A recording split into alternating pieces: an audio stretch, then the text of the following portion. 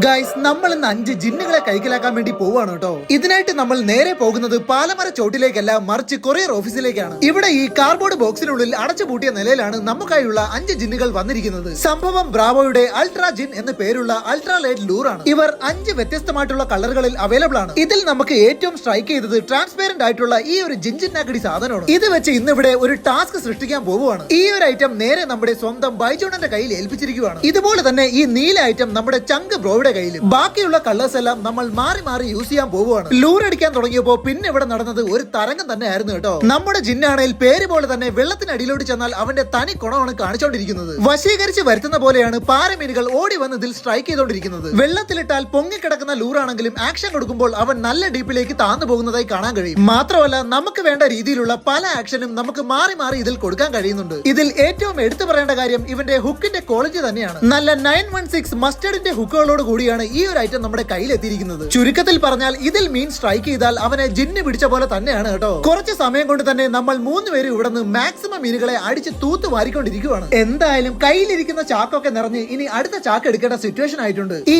5 കളറിൽ വരുന്ന അൾട്രാ ജിന്നിന്റെ ഒരു വൻ കളക്ഷൻ തന്നെ നമ്മുടെ ഷോപ്പിൽ അവൈലബിൾ ആണ്. കോൺടാക്ട് ചെയ്യുന്നവർക്ക് കൊറിയർ ആയിട്ട് വീട്ടിൽ ജിന്ന് എത്തിയിരിക്കും കേട്ടോ. എന്തായാലും നമ്മുടെ ജിന്ന് ആള് കട്ട ടെററാണ്. കാരണം അയലത്തൂടെ പോയ മീനിനെ വരെ അവൻ ഓടിച്ചിട്ട് പിടിച്ചിട്ട് മീൻ കിടന്ന് പിടക്കണ പിടപ്പുണ്ടില്ലേ.